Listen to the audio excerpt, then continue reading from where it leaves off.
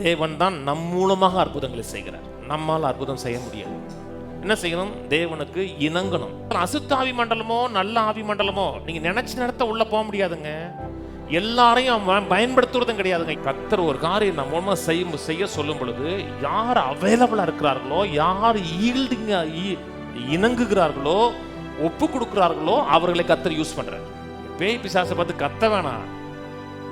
அதுக்காக நீங்க ஸ்பெஷல் அனாயிண்டிங்லாம் ஒன்றும் தேவையில்லை. கர்த்தரோடு இருக்கீங்களா? கர்த்தரோட ஆவியானவர் விட்டு கொடுக்குறீங்களா? வார்த்தை குறித்த அறிவு இருக்கிறதா? இயேசு நாம இருக்குன்னா உங்களை பார்த்து பிசாசு நடுக்குவாங்க.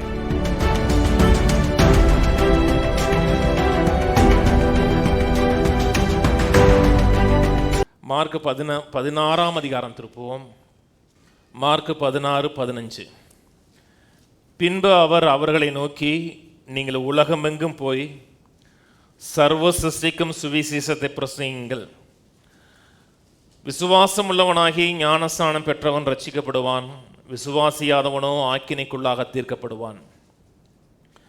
விசுவாசிக்கிறவர்களால் நடக்கும் அடையாளங்கள் ஆவன, என் நாமத்தினாலே பிசாசுகளை துரத்துவார்கள், நவமான பாஷைகளை பேசுவார்கள், சர்ப்பங்களை எடுப்பார்கள், சாவுக்கேதுவான யாதொன்றை குடித்தாலும் அது அவர்களை சேதப்படுத்தாது, வியாதியஸ்தர் மேல் கைகளை வைப்பார்கள், அப்பொழுது அவர்கள் சுஸ்தமாவார்கள். விசுவாசிகளால் நடக்கும் அடையாளங்கள் யாவன, என் நாமத்தினாலே பிசாசுகளை துரத்துவார்கள், அந்நிய பாஷை பேசுவார்கள், சர்ப்பங்களை எடுப்பார்கள் இருக்கு. இந்த வார்த்தைகளை வச்சு சில இடத்துல இன்றைக்கும் சில மேலை நாடுகளில், முன்னாடி அந்த சில வீடியோலாம் பார்த்துருக்கேன், இப்போ அது இருக்கா நடக்குதான்னு தெரியல, சபை ஆராதனையில் சில விஷ பாம்புகளை வச்சு விளையாண்டுக்கிட்டு இருப்பாங்க.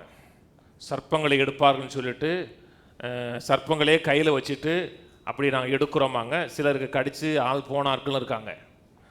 ஏன்னா தேவனாய் கர்த்தரை பரீட்சை பாராதிருப்பாயாகன்னு இருக்கு. நீங்கள் பரீட்சை பார்க்கக்கூடாது.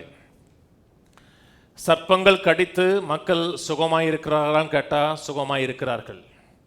அப்போஸ்தலர் நடபடிகளில் அப்போஸ்தலர் 28ஆம் அதிகாரத்தில் மெலித்தா தீவில் அப்போஸ்தலனாகிய பவுல் அந்த கரை ஒதுங்குற நேரத்தில் ஒரு கொடிய விஷப்பாம்பு அவரை கடித்த பொழுது அவருக்கு எந்த சேதமும் இல்லாமல் காப்பாற்றப்படுகிறார். வேதத்தில் நடக்கிற சம்பவங்களை, வேதத்தில் எழுதியிருக்கிற சம்பவங்களை வேத வாக்கியங்களை கொண்டு தான் வியாக்கியானம் கொடுக்கணும். அங்கே அவர்கள் இப்படி பண்ணுகிறார்கள், இங்கே இப்படி பண்ணுகிறான்னு சொல்லி நீங்கள் தேவனை பரீட்சை பார்க்கக்கூடாது. ஒரு நாள் பிசாசு இயேசுவை பரீட்சை பார்க்கிறார். தேவாலயத்தின் உப்பரிகளில் நின்று கர்த்தருடைய வார்த்தை சொல்லுது, நீ மேலேருந்து கீழே குதிச்சேன்னா தேவ தூதர்கள் உன்னை ஏந்தி கொண்டு போவார்கள் இருக்கு. அந்த வசனத்தை நீ விசுவாசிக்கிறீல்ல, அப்படின்னா குதிங்கிறான். நீ விசுவாசா என்ன செய்யணும்? குதிங்கிறான். நீங்கள் சாவுக்கு ஏதுவான எதை கொடுத்தாலும் அது உங்களை சேதப்படுத்தாது, விசுவாசிக்கிறீங்கள, அப்போ குடியே. அப்படி அது என்னதுங்கிறான்? அது என்ன? தேவனாய் கர்த்தரை பரீட்சை பார்ப்பது. அப்படி பரீட்சை பார்க்கக்கூடாது. சில நேரத்தில் சாப்பிடுகிற சாப்பாடுற சில இடத்துல விஷம் இருக்கலாம், நமக்கே தெரியாது. இன்றைக்கி ஃபுட் பாய்சன் வந்து எல்லா விதத்தில் இருக்கிறது. இன்றைக்கி மக்கள் வந்து இந்த ஆஃப் பாயில் சாப்பிட்றாங்களே, ஆஃப் ஆயில் சாப்பிடாதீங்க. ஆஃப் ஆயில் சாப்பிடக்கூடாது. ஏன் சாப்பிடக்கூடாதுன்னா, ஆஃப் ஆயிலில் அந்த பாக்டீரியா வந்து ஃபுல்லாக முழுக்க செத்து போயிருக்காது. 80 டிகிரி 90 டிகிரிக்கு மேலே தான் அதில் இருக்க பாக்டீரியா சாகும். நான் சொன்னது புரியுதுங்களா? இல்லை பாஸ்டர், எனக்கு ஒரு ஆஃப் ஆயிலாச்சும் ஒரு வாரத்துக்கு ஒன்று சாப்பிட்றேன்னு நினச்சிங்கன்னா ஜெபம் பண்ணிட்டு சாப்பிடுங்க. ஏன்னா நீங்கள் இந்த சவர்மா சாப்பிட்டு செத்து போகிறாங்க, அது சாப்பிட்டு செத்து போகிறாங்கன்றது இல்லையா? ஏன்னா அந்த பாக்டீரியா வந்து அதை உட்காந்து வந்து பெருகும். அதனால் ஏதாச்சும் தீமையான காரியம் இருக்குது என்றால், அது உங்களுக்கு தெரியாமல் இருந்தது என்றால், நீங்கள் சாப்பிட்டீங்கன்னா அது உங்களை சாகடிக்காது. ஜெபம் பண்ணி சாப்பிட்டீங்கன்னா. வேதத்தில் எலிசாவின் காலத்தில் 2 ராஜாக்கள் 2ஆம் அதிகாரம் நினைக்கிறேன், எலிசாவின் காலத்தில் பானையில் கூழ் காய்ச்சுறாங்க. கொஞ்சம் காய்கறியெல்லாம் போட்டு கூழ் காய்ச்சும் பொழுது ஒருத்தன் அவசரத்தில் போய் அந்த கொமட்டிக்காயெல்லாம் கட் பண்ணி அவனும் காய்கறி நினச்சி உள்ளே போட்டு சாப்பிடும்போது அது பயங்கர விஷமாக மாறிடுச்சு. உடனே சாப்பிட்டவங்களாம் சொல்கிறாங்க, பானையில் விஷம் இருக்குது அப்படிங்கிறாங்க. உடனே மாவை கொண்டு வந்து உள்ளே போடுறார், அந்த பானையில் இருக்கிற விஷம் மாறிச்சு. அப்படி இருக்கணும். சாவுக்கு ஏதுவான கொடுத்தாலும் அது ஒன்றும் சேதப்படுத்தலை. அதுக்கப்புறம் வாந்தி பேதியே யாருக்கு எந்த தீமையும் வரல, அந்த விஷம் அந்த இடத்துல முறிஞ்சிருச்சுன்னு இருக்கு. அப்போஸ்தலனாகிய பவுலை ஒரு பாம்பு கடிக்குது, அந்த பாம்பு கடித்து அந்த தீவில் இது வரைக்கும் ஒருத்தரும் உயிரோடு இருந்ததில்லை. அதனால தான் அந்த கடித்த உடனே மெய்யாவே கொடிய பாவியாக தான் இருக்கணும். அதனால தான் கடலுக்கு தப்பிச்சு வந்து உன்ன வந்தால் கூட இங்கே வந்து பாம்பு கடிச்சு அவனை கொல்ல போதுன்னு சொன்ன உடனே அவர் உதறி போட்டார். அவருக்கு ஒரு சேதத்தை ஏற்படுத்தலை. அதான் விசுவாசிக்கிறோம் நடக்கும். அது அற்புதம். கர்த்தர் செய்கிறார். அப்புறம் சொல்றார், வியாதி இயேசு மேல் கைகளை வைப்பார்கள், அவர்கள் சொஸ்தமாவார்கள். எந்த வியாதியாக இருந்தாலும் சரிதான். டாக்டரால் குணமாக்க முடியாத வியாதி, டாக்டரால் கைவிடப்பட்ட வியாதி தான் சரிதான். ஜெபிக்கிறவர்களும் யார் மேலே கைகளை வைக்கிறீர்களோ அவர்களும் விசுவாசம் உள்ளவர்களாக இருந்தார்கள் என்றால் அந்த வியாதியிலிருந்து விடுதலை ஆவார்கள், கட்டாயம் விடுதலை ஆவார்கள். இது யாருக்கு நடக்கும்? விசுவாசிகள் நடக்கும். இது நீங்க விசுவாசிக்கிறீங்களா? நான் விசுவாசிக்கிறேன் அப்படின்னா உங்களுக்கு நடக்காது. இழுக்கிறவர்களால் நடக்கும் அடையாளங்கள் யாவனும் சொல்லலை. இது குறித்து எனக்கு கொஞ்சம் நான் திங்க் பண்ணுறவர்களால் நடக்கும் அடையாளங்கள் யாவனும் சொல்லலை. விசுவாசிக்கல ஃபுல்லி கன்வின்ஸ் ஆகிறவனுக்கு எந்த சந்தேகத்துக்கு அடையாளம் இல்லாமல் தேவனோட வார்த்தை சொல்லுகிறது. நான் அப்படியே விசுவாசிக்கிறேன்னா அந்த மனிதனுடைய வாழ்க்கையில் அற்புதங்கள் ஃபாலோ ஆகும், தொடரும், பின் தொடரும், நன்மையும் கிருபையும் தொடருங்கிற மாதிரி அற்புதங்கள் தொடரும். இல்லை எனக்கு நம்ப முடியல இல்லை, நம்ப மறுக்கிறீர்கள்னு அர்த்தம். நீ எத்தனை காரியங்கள் நம்ம மனுஷன் நம்புறான் இல்லையா? நம்புறான் இல்லைங்க. குரங்குலேருந்து மனுஷன் வந்தாங்கிறான், நம்புறான்ல. எத்தனையோ காரியங்கள் மக்கள் சொல்கிறத பார்த்தோம்னா பைத்தியக்காரத்தனமாக இருக்கும். நம்புகிறான். ஏன் நம்புகிறான்னா அவன் நம்பும்படியாக தெரிந்து கொள்ளுகிறான். அதே போல தான் நீங்கள் இயேசுவை நம்பும்படியாக தெரிந்து கொள்ளுங்கள், வார்த்தையை நம்பும்படியாக தெரிந்து கொள்ளுங்கள். இயேசு சிலுவையில் என்ன செய்து முடித்தாரோ அதை விசுவாசிக்கும்படியாக தெரிந்து கொண்டீர்கள் என்றால் மரணமா ஜீவனா, நரகமா பரலோகமா, நரகமானு தீர்மானிக்கிறது. அப்படி விசுவாசிக்கிறீங்களா இன்னொரு காரியத்தையும் சேர்ந்து விசுவாசிங்க. தேவன் அற்புதங்களின் தேவன்.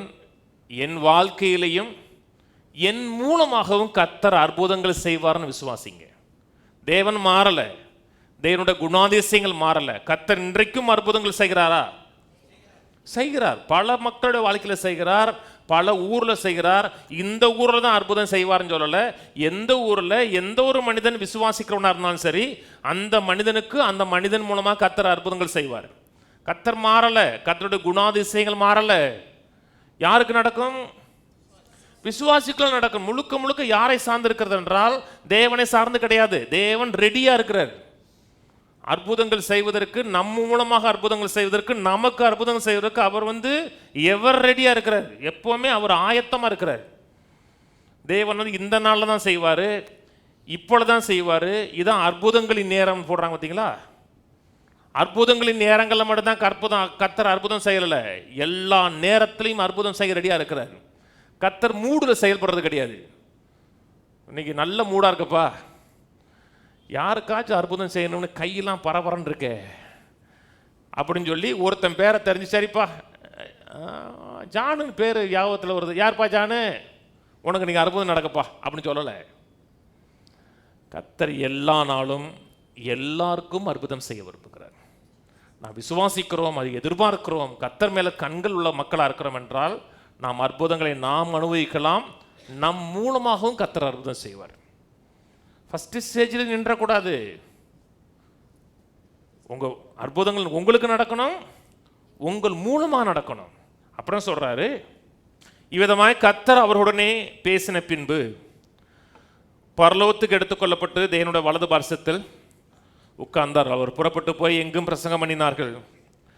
கர்த்தர் அவருடனே கூட கிரியை நடப்பித்து அவர்களால் நடந்த அடையாளங்களால் வசனத்தை உறுதிப்படுத்தினார். அவர்கள் பேசினது கர்த்தருடைய வார்த்தை தான், அவர்கள் தேவனால் அனுப்பப்பட்டவர்கள் தான், தேவனுடைய சித்தத்தை செய்கிறவர்கள் தான் என்பதற்கு கர்த்தர் அற்புதங்களால் அடையாளங்களால் அதை ஷைன் பண்ணுகிறார், அதை உறுதிப்படுத்துகிறார். இப்பொழுதும் விசுவாசிகள் நடக்கும் அடையாளங்கள். அடையாளம்னா தேவன் ஷைன் பண்ணுகிறார். ஒரு டாக்குமெண்ட்ஸ் எழுதுகிறோம், யாரையோ ஒருத்தர் எழுதுகிறாங்க, நம்ம சொல்ல சொல்ல எழுதுகிறோம். அவங்க சொல்லி எழுதி முடிஞ்சோடனே நம்ம சைன் பண்ணுறோம். நான் சொன்னது புரியுதுங்களா? இது நான் தான் சொன்னேன் என்பதுக்கு எழுதுனது இன்னொரு ஆளாக இருக்கலாம். நீங்கள் சைன் பண்ணிங்கன்னா நீங்களே எழுத மாதிரி ஆகிடும். அதே மாதிரி தான் இன்னொரு மனிதன் பேசுகிறார், அது நான் தான் பேச சொன்னேன், நான் தான் அவளை அனுப்பினேன் என்பதற்கு அற்புதங்களும் அடையாளங்களும் அது தேவனுடைய ஷைனாக இருக்கிறது.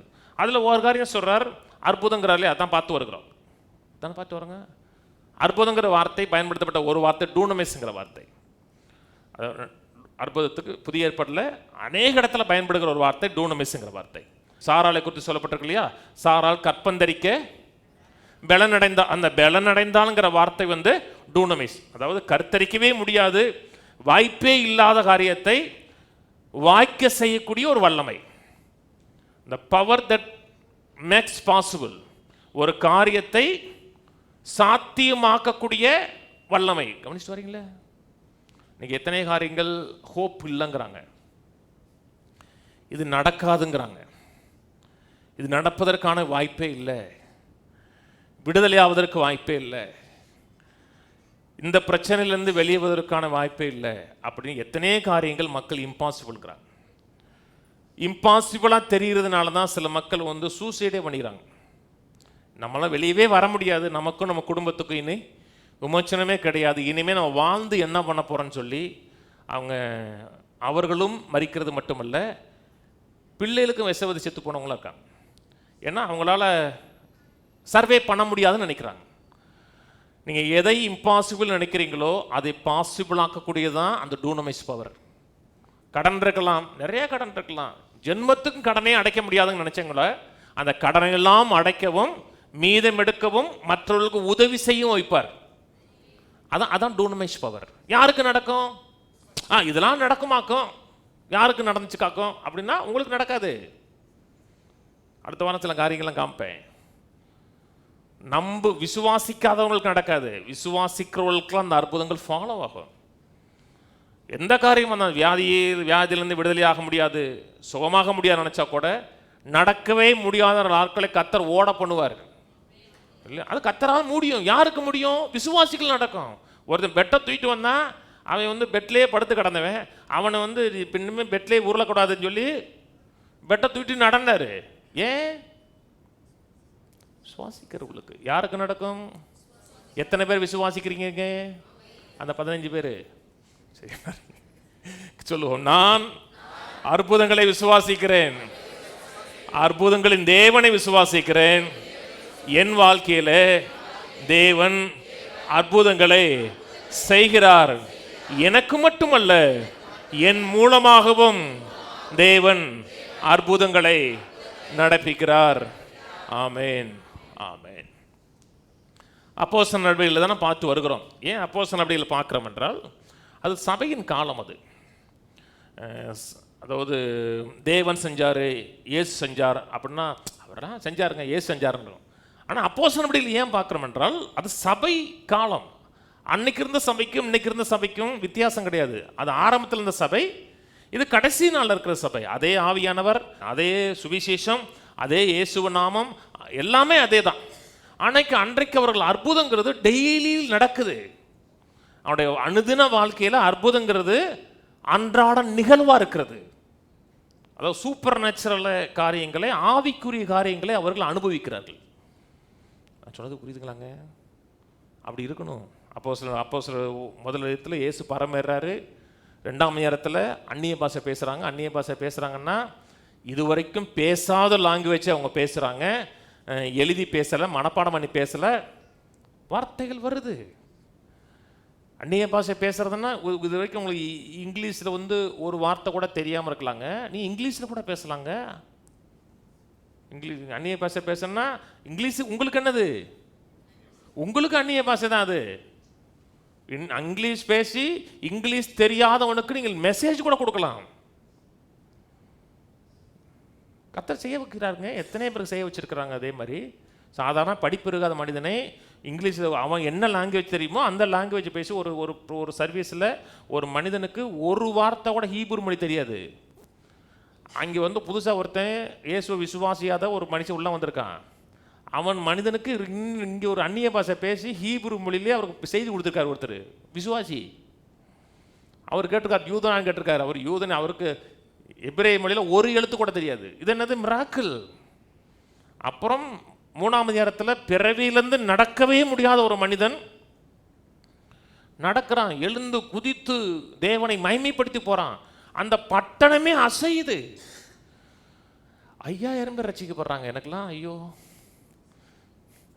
5 பேர் ரட்சிக்கப்பட்டா கூட நான் 5 நாள் தூங்க மாட்டேன் நான். ஐயோ ரட்சிக்கப்பட்டாங்களே, கர்த்தர் ராஜ்யத்துக்குள்ள வந்துட்டாங்க சொல்லி 5 பேர் இல்லைங்க, 5000 பேர் ரட்சிக்கப்பட்டிருக்காங்க. என்ன ஒரு எக்ஸைட்மெண்ட்டாக இருக்கும் தெரியுமா? என்ன பிரச்சனை வந்தால் கூட கடல் நடக்கிறதுலாம் ஒன்றுமே கிடையாதுங்க, நம்ம ஏர்லேயே நடக்கலாங்க. அப்படி வந்துச்சுன்னா அப்படியே மனது எண்ணங்கள்லாம் அப்படி மிதக்கும். ஏன் மிதக்குன்னா சூப்பர் நேச்சுரல் பவர். மரித்த மனிதன், ஆவியில் மரித்த மனிதன் உயிரோட எழும்பியிருக்கிறான். அதுக்கப்புறம் ஆவிக்குரிய தலைவர்களும் கூட்டு வான் பண்ணுறாங்க, இப்படிலாம் இயேசு நாமத்தை பயன்படுத்தக்கூடாதுன்னு. அவர்களை நினச்சி வருத்தப்படலை, தைரியமாக இன்னும் பிரசங்கம் பண்ணுங்கிறாங்க. அந்த இடம் அப்படியே அசையுது. அப்போஸ்தலர் 16ஆம் அதிகாரத்துலேயும் அசையுது. பில்டிங்லேருந்து ஒரு சின்ன துகள் கூட விழலை. கதவு திறக்குது. அதான் எனக்கு ஆச்சரியமாக இருக்குது. பூட்டு திறக்குது, முதல்ல திறக்குது, பூட்டு எடுத்து தனியாக வச்சுக்கிட்டாங்க. அப்புறம் கொண்டி திறக்குது. இதெல்லாம் மேஜிக் இல்லைங்க, நடந்துச்சுங்க. கொண்டு எல்லா கதவுகளும். இதான் அற்புதம். இதெல்லாம் அனுபவிக்கணுங்க ஆசை இருக்கா? அந்த பசி இருக்கணுங்க. ஏன் போதிக்கிறேன்? அந்த பசி உங்களுக்குள்ள உருவாக்குறேன். ஆண்டவர் சொன்னா, தாகமாக இருக்கிறவங்க என்னிடத்தில் வந்து தாகம் இல்லை அப்படின்னா கர்த்தர் வேலை செய்ய முடியாது. ஆண்டவரை நான் பார்க்க விரும்புகிறேன், இதில் நான் வாழ விரும்புகிறேன் அப்படின்னா கர்த்தர் நமக்குள்ளே அற்புதம் செய்வார், நம்மூலமே அற்புதம் செய்வார். யாருக்கு செய்வார்? அவிசுவாசிகளுக்கு செய்ய மாட்டார். அவிசுவாசிகளுக்கு அற்புதங்கள் நடக்கிறத பார்க்க வைப்பார். ஏன் பார்க்க வைப்பார்னா, அவங்க தேவனை விசுவாசிப்பதற்கு அது லேசாக இருக்கும். அதனால தான் அற்புதங்கள் அவிசுவாசிகளுக்கு அடையாளமாக இருக்குன்றிருக்கு. அற்புதம் விசுவாசத்தை கொடுக்காது. நல்லா கவனிங்க, எந்த ஒரு அற்புதம் விசுவாசத்தை கொடுக்காது. விசுவாசிப்பதற்கு ஏதுவான ஒரு சூழ்நிலை ஏற்படுத்தி கொடுக்கும். அடுத்து நீங்கள் வார்த்தை சொன்னீங்கன்னா கடற்கரை பிடிச்சுக்குவாங்க. இந்த அற்புதத்தை அனுபவிப்பதற்கு நம்ம செய்ய வேண்டிய சில காரியங்கள் தான் நீங்கள் பார்க்க போகிறோம். நம்ம செய்ய போகிறோன்னா, இது வந்து லா கிடையாது, இது முழுக்க மாம்சீகமாக செய்கிற காரியங்கள் கிடையாது. விசுவாசம் கேள்வியினால் வரும், கேள்வி தேவனோட வார்த்தையை கேட்கறதுனால வரும். நம்மால் அற்புதம் செய்ய முடியாது. தேவன் தான் நம் மூலமாக அற்புதங்களை செய்கிறார். நம்ம எவ்வளோதான் கத்துனாலும் கதறினாலும் அற்புதங்களை பெறவும் முடியாது. அற்புதங்கள் நம் மூலமாக செய்யப்படவும் முடியாது. நம்மால் செய்ய நினைச்சோம்னா என்ன செய்யணும்? தேவனுக்கு இணங்கணும். அத்தனை பேச போகிறேன். தேவனுக்கு ஈல்டு பண்ணணும். தேவன் நம்மை பயன்படுத்துவதற்கு நம்ம அவைலபிளாக இருக்கணும்.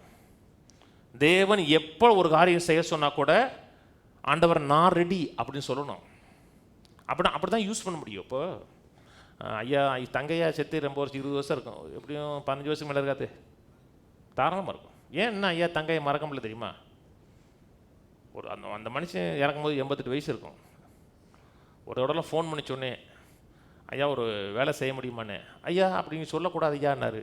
ஐயோ நான் தப்பாக பேசிட்டு நினச்சேன். நான் சொல்லும் அடியேன் கேட்குறேன்னாரு. அவருக்கு 88 வயசுங்க. அதான் அவைலபிலிட்டி. கர்த்தர் ஒரு காரியம் நம்ம மூலமாக செய்ய சொல்லும் பொழுது யார் அவைலபிளாக இருக்கிறார்களோ, யார் இணங்குகிறார்களோ, ஒப்பு கொடுக்குறார்களோ அவர்களை கர்த்தர் யூஸ் பண்ணுறார். இன்னைக்கு அநேக நேரத்தில் மக்கள் தேவ ஆவியானவருக்கும் தேவனுக்கும் மக்கள் ஈல்டு பண்ணுவதே கிடையாது, இணங்குவதே கிடையாது. ஆவியானவர் கையில் தங்களை ஒப்படைப்பதே கிடையாது. ஈல்டு பண்ணணுங்க, இணங்கணுங்க. நீங்கள் இந்த எனக்கு ஒரு பழக்கம் இருக்குது. முன்னாடி ரொம்ப பார்ப்பேன், இப்போ கொஞ்சம் குறைச்சிக்கிட்டேன். இந்த ஃபுட் சேனல்லாம் இருக்குது தெரியுமா? ஃபுட் ரிவ்யூ பண்ணுவாங்க தெரியுமா? இப்போ பாதி பேர் பொய்யா ரிவ்யூ பண்ணுறாங்க. இந்த ஃபுட் ரிவ்யூ பண்ணுறவங்களாம் நான் பார்ப்பேன். அது எப்போ பார்ப்பேன்னா, எந்தெந்த ஊருக்கு நான் போவேன் பார்த்தீங்களா, அந்த ஊரில் வழியில் எவனாச்சும் ஃபுட் ரிவ்யூ பண்ணாங்கன்னா பார்ப்பேன். ஏன் பார்ப்பேன்னா, ஏன் பொழுதுபோல்னா அந்த ஊருக்கு போனோன்னா அதை பார்த்துறேன். அதை பார்த்தோன்னே என்ன உண்டாகுது? நமக்கு ஒரு பசி உண்டாகுது. இதெல்லாம் படிக்கும்போது எனக்கு என்ன உண்டாகணும்? பசி உண்டாகணும். ஆண்டவரே இதை நான் பார்க்கணும், இதை அனுபவிக்கணும், என் மூலமாக நீங்கள் செய்கிறதை காணுங்கிறது ஒரு பசி இருக்கணும். திருப்பி சொல்கிறேன், அற்புதங்கள் மேலே பசி இருக்கக்கூடாது. சூப்பர் நேச்சுரல் காரியங்கள் மேலே பசி இருக்கக்கூடாது, தேவன் மேலே இருக்கணும். நீங்கள் சூப்பர் நேச்சுரல் காரியத்தின் மேலே பசி இருக்கிறது, அற்புதங்கள் மேலே பசி இருக்குன்னா சில அற்புதங்கள் பிசாசே செய்வான். எல்லா அற்புதங்களும் தேவன் மூலமாக நடக்கிற கிடையாது. சில அற்புதங்கள் ரியலாக இருக்கும், உண்மையாகவும் இருக்கும், ஆனால் தேவன் மூலமாக வந்திருக்காது. சில மாயவத்தை பண்ணுறவங்களாம் செய்கிறாங்க, ரியலாக காரியங்கள் நடப்பிப்பாங்க. ஆனால் எனக்கு தேவன் மேலே பசியாக இருக்கிறது, தேவனுடைய காரியங்கள் மேலே பசியாக இருக்கிறது, ஆண்டவரை என்னால் ஒன்றும் செய்ய முடியாது. ஆனால் உண்மையில வாஞ்சியாக இருக்கேன், என்னை நீ பயன்படுத்துவதற்கு நான் ஈல்டு பண்ணுறேன், இணங்குறேன்னா கர்த்தர் உங்களை யூஸ் பண்ணுவார். அதுக்கு மேலே என்னங்க வாழ்க்கை? நீங்கள் 10 கோடி இல்லை 10 கோடி இல்லை 10,000 கோடி இருந்தாலும் அது கூட சந்தோஷத்தை கொடுக்காதுங்க. கர்த்தர் உங்களை யூஸ் பண்ணுறாரு பார்த்தீங்களா, கர்த்தருடைய கையில் ஒரு கருவியாக இருக்கீங்க பார்த்தீங்களா, அதான் உங்களுக்கு மிகப்பெரிய சந்தோஷத்தை ஏற்படுத்தி கொடுக்கும். அதாங்க வாழ்க்கையே. ஆனால் என்ன இருக்கணும்? இதை குறித்த ஒரு வாஞ்சு இருக்கணும். சபைக்குள்ளேயே இந்த காரியங்களை விரும்பணுங்கிற ஒரு ஒருமனப்பாடு இருக்கணும். ஏன் அப்போ ஆதி காலத்தில் நடக்குது? அவங்களுக்குள்ள ஒன்னஸ் இருக்குது தெரியுமா? சபை மக்கள் யாருக்காச்சும் சண்டை, ஒரே இடத்துல சண்டை இருந்துச்சு, ஒழுங்காக சோறு போடாமல் போயிட்டாங்கன்னு ஒரு சண்டை வந்துச்சு. அந்த ஒன்று தாங்க இருந்துச்சு. இல்லை அவன் முறைச்சிட்டான், இவன் இப்படி பண்ணிட்டான், அவன் கிள்ளிட்டான், அப்படிலாம் இல்லை. இங்கே சபை மக்கள் மத்தியில் ஒரு ஒன்னஸ் இருக்குங்க. கர்த்தர் செயல்படணுமா, சபைக்குள்ளே செயல்படணுமா, சபை மக்களுக்குள்ள விசுவாசிகளுக்குள்ள ஒன்னஸ் இருக்கணும், ஒரு மனப்பாடு இருக்கணும். அது என் 11 ஒரு மனப்பாடு இருக்கா? எல்லாரும் இணைந்து தேவனுக்கு விரோதமாக ஒரு பில்டிங் கட்டுறாங்க,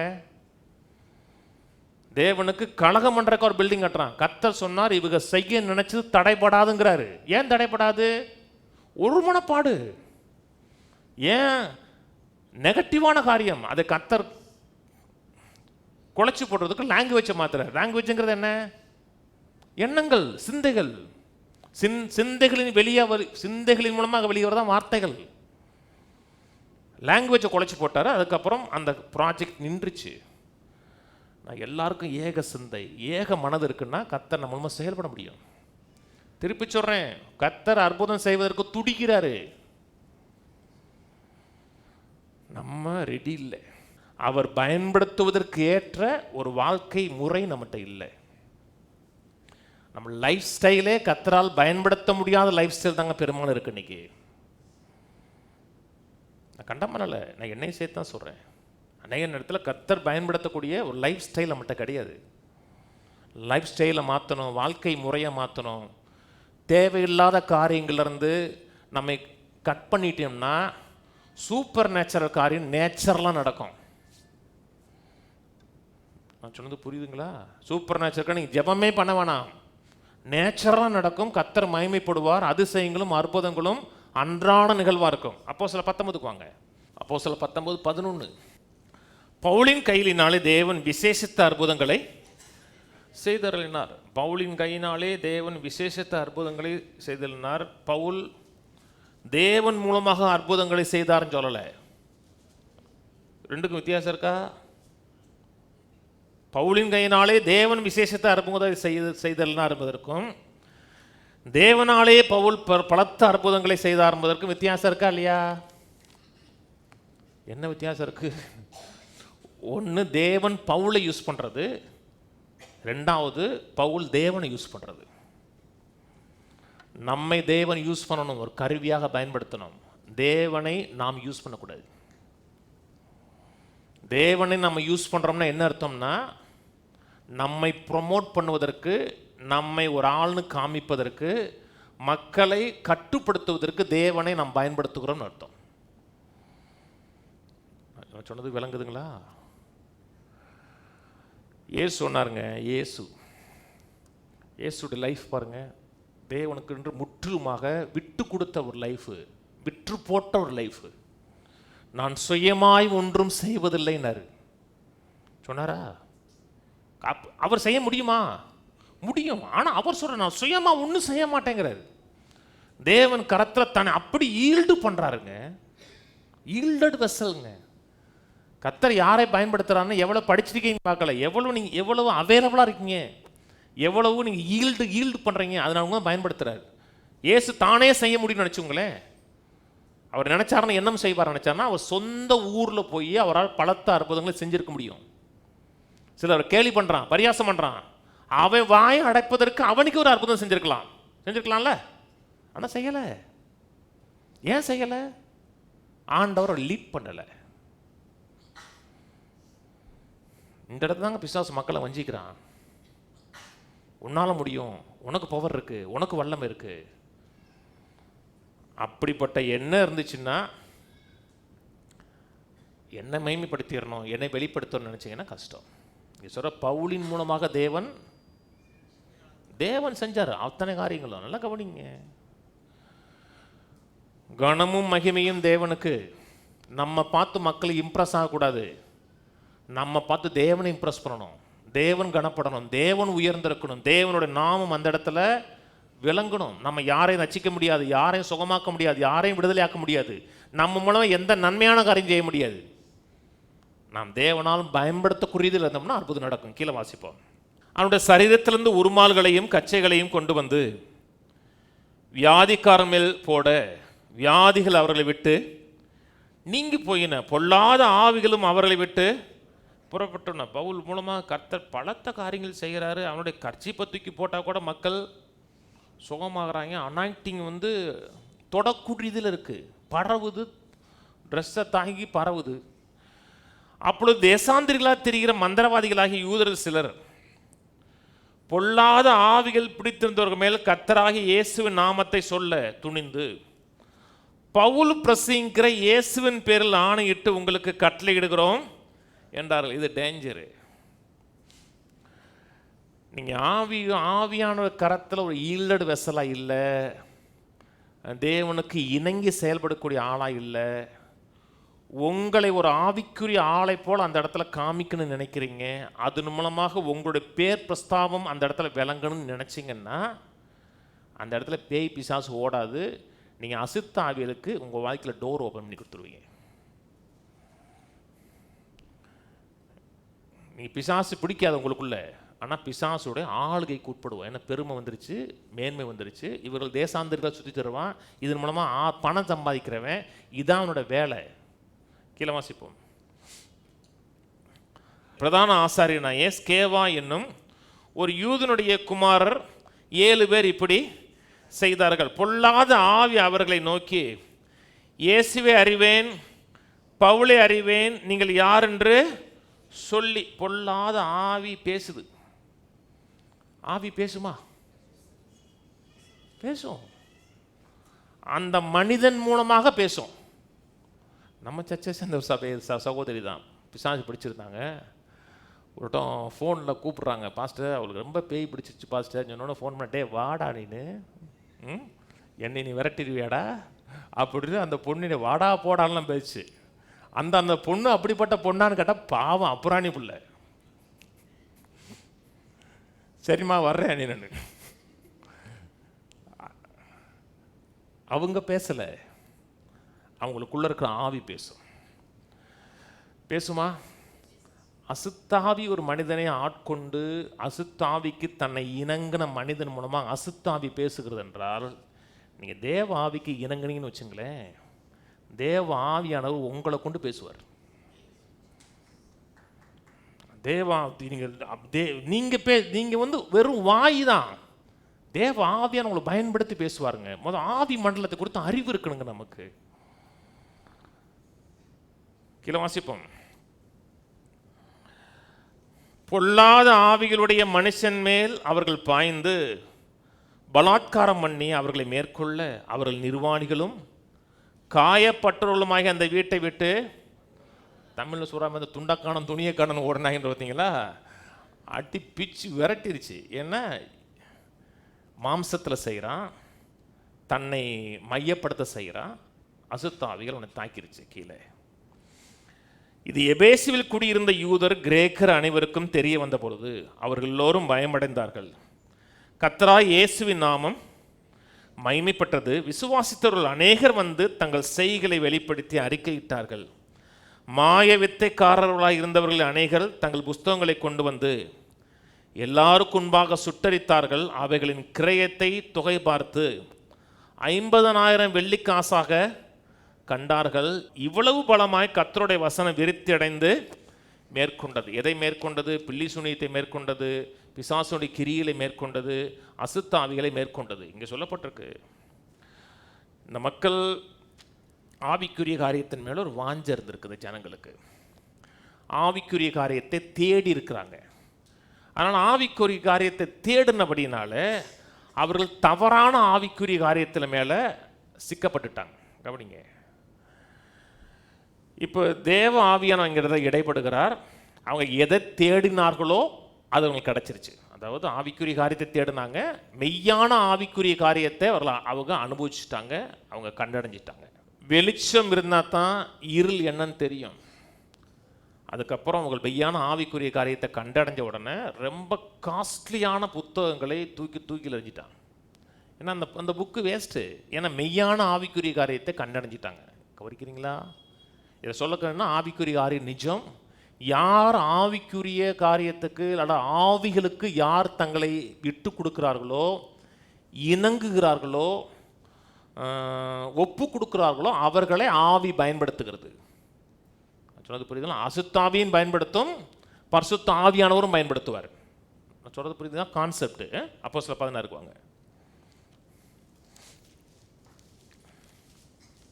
கவனிச்சிட்டே வாங்க, வெளியே விட்டு போயிடாதீங்க. இதில் எல்லாம் பிரின்சிபல்ஸ் காரியம் சொல்லப்பட்டிருக்கு. அப்போஸ்தலர் 16 நாங்கள் ஜெபம் பண்ணுகிற இடத்துக்கு போகையில் குறிசொல்ல ஏவுகிற ஆவியை கொண்டிருந்து குறிசொல்லுதலினால் தன் எஜமான்களுக்கு மிகுந்த ஆதாயத்தை உண்டு பண்ணின ஒரு பெண் எங்களுக்கு எதிர்பட்டாள். அவள் பவுலையும் எங்களையும் பின்தொடர்ந்து வந்து, இந்த மனுஷர் உன்னதமான தேவனுடைய ஊழியக்காரர், ரட்சிப்பின் வழியை நமக்கு தெரிவிக்கிறவர்கள் என்று சத்தமிட்டாள். அவள் சொன்னது உண்மையா? உண்மை. இந்த மனுஷர் உன்னதமான தேவனுடைய ஊழியக்காரர், ரட்சிப்பின் வழியை அவர்களுக்கு அறிவிப்பார்னு சொன்னது உண்மை. அவள் சொன்னது உண்மை. ஆனால் ஆவி தப்பு, ஸ்பிரிட் தப்பு. ஏன் இப்படிலாம் நடக்குமான்னு நடக்கும். அதனால தான் சில மக்கள் ஏமாற்றப்படுகிறார்கள். சில ஆவிக்குரிய காரியங்களை பார்க்குறாங்க. கவனிங்க, ஆவிக்குரிய காரியங்களை பார்க்குறாங்க, அதை பார்க்க நிஜமாகவே இருக்குது, உண்மையாகவே இருக்குது. ஏன்னா அநேக நேரத்தில் பிசாசும் ஒளியின் தூதனை போல செயல்பட்டு சில அற்புதங்களை நடப்பிக்க முடியும். 2 கொரிந்தியர் சொல்கிறார், 2 கொரிந்தியர் 11:14 சொல்கிறார், ஒளியின் தூதனை போல பிசாசும் செயல்படும் இருக்கு. ஒரு காரியம் தேவனிடத்தில் வந்தது அல்லது அசுத்தாவின் மூலம் வந்தது எப்படி அறிய முடியும்?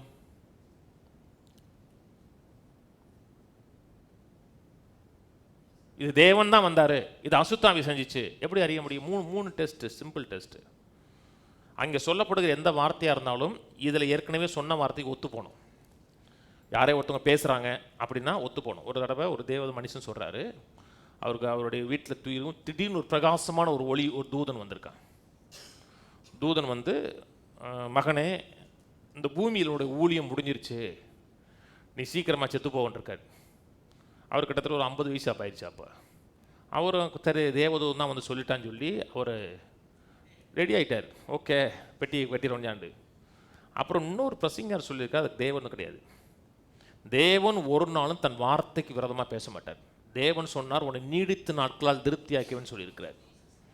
அப்போ அது தேவன் கிடையாது, எதிர்த்து நின்றுருக்கா. அதுக்கப்புறம் 15 வருஷம் உயிரோடு இருந்து ஊழிஞ்சிட்டு போனார். எந்த ஒரு வார்த்தை வந்தாலும் சரி, ஒரு ஆவி மண்டலத்திலேருந்து ஒரு வார்த்தை வந்தாலும் சரி தான், இது அப்படியே இந்த ரூமே அப்படி பிரகாசமானா கூட, ஐயோ கத்தரே வந்துட்டாரு, என்ன அவன் வந்து இருளான இருக்கும், வெளிச்சம் வந்துருச்சுல, வார்த்தைக்கு விரோதமாக இருக்கா? 2வது காரியம், பேசின வார்த்தையில் தேவன் மகிமைப்படுகிறாரா? தேவனுடைய நாமம் அந்த இடத்துல உயர்த்தப்படுகிறதா? 3வது காரியம், அதனால மக்களுக்கு என்ன பலன் உண்டாகிறது? 3மே பார்க்கணும். தேவன் மகிமைப்படுகிறாரான்னு பார்க்கணும், மனுஷன் மகிமைப்படுகிறானான்னு பார்க்கணும், 2வது காரியம் மக்களுக்கு என்ன பிரயோஜனம் பார்க்கணும். கீழே 18 இப்படி அநேக நாள் செய்து கொண்டு வந்தால் பவுல் சினம் கொண்டு திரும்பி பார்த்து, நீ இவளை விட்டு புறப்படும்படி இயேசு கிறிஸ்துவின் நாமத்தினாலே உனக்கு கட்டளையிடுகிறேன் என்று அந்த ஆவியுடனே சொன்னான். அந்த நேரமே அது புறப்பட்டு போயிட்டு இந்த பெண்ணு அந்த அசுத்தாவிக்கு தன்னை விட்டு கொடுத்துருக்கிறா, தன்னை இணங்கி இருக்கிறா, ஈல்டு பண்ணியிருக்கா. ஜெபம் பண்ண உடனே அந்த அசுத்தாவி அவளை விட்டு வெளியே போயிடுச்சு. நல்லா கவனிங்க, நீங்கள் ரட்சிக்கப்பட்டிருக்கீங்க, கர்த்தருடைய பிள்ளையா இருக்கீங்க.